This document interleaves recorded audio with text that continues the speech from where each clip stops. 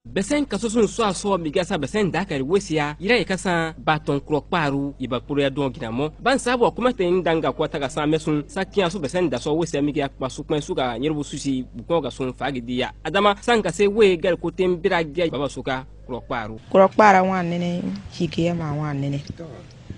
kparu mi kum Baatonbibu demise amiku kparu ta sa de ton kuro mo ton kuro iban wari ra gian kparu ta sa ton kuro wi ba ka we mi bara ka wi do mo mi ra wan sare wi so ami po wa wi sami dede mi o do mi ba o na to koro ne de mo nsare de ton po wa duma mo mi ton wi ton kuro wa dede mi ton kuro po wa duma mo mi ya ba mo kparu nyaki bara ko o ka se duma ikuro ba de menna bara de ne ba kparu mo yekasa kpa temero bisibu buka yeba poroko gina baraka dokiru de dokiten so aso wi kuro ba suko me kumangori pa yiro wi okin osunson mundan ko ba dokiri te ka daba pa ban kuro senanda wo muge barako wa hangpa suga sinya yarada sanku wa hangpa kwa huyenyiro mwe sara me son dan kwa ba kuro sena ban wi boki buka wi du dro nyenwo mero bisibu bana yenye kinyeki ge ko ban kuro isera ma bankana bande tuma nye kono sage yeba ko do to ko kahu do to ko te bante kahu babu karu kabiru ho yeba ko go se deke ka gubi ban gubi deke ban pa bande tuma nye kono bebe ku e momi be so wa ko turo onwia duba ko pa ko un duro nyine wi ko ku e boagi on ku e boagi on ga de duro nye kono mi yeba ko nyora ba nyora badu atoko te to doma ko tan doma ko tan pa patu go sete tu gubi subu tan gubi subu tan pa patu go hete wirubura tan go hete wirubura tan pa patu ni wuhi nyekin so aso dro e ba suko me Victor Michel Danyon wi ukase sa wo anduran ke okwa yembira gia okia osun fagidiya mabaki kuro kparu ko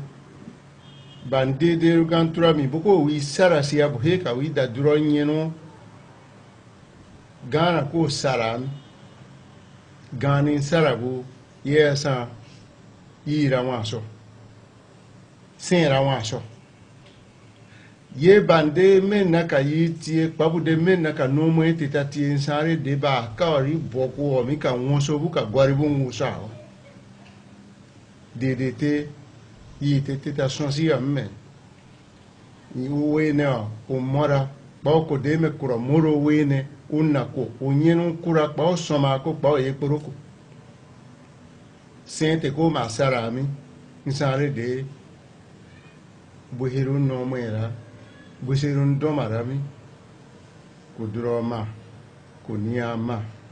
natama yere ka girusi baton kparu mero bisibu samma kisune besen Deamann kparu te ba kurate ko non yiru ban sabo an kasa geme mboseru Victor Michel Danyon awura gari ko yen kasame bank me garite so ban mosobu so ban gwaribu soku sia ba drobu wobru so duro kparu gi wi mabaka ne okuno ogu ase da gomirita yen son kasame sa kuro kerundi senda kparu nsare de sun na baranka egminwa ya baraka ne ye bature ba imera bada baka ura bane gema awa tombe nkuro pani bara mo be baton kuro pani bara mo mi mukura nkuro ka duro bara suwane mero bi hinu yiru ayara suwane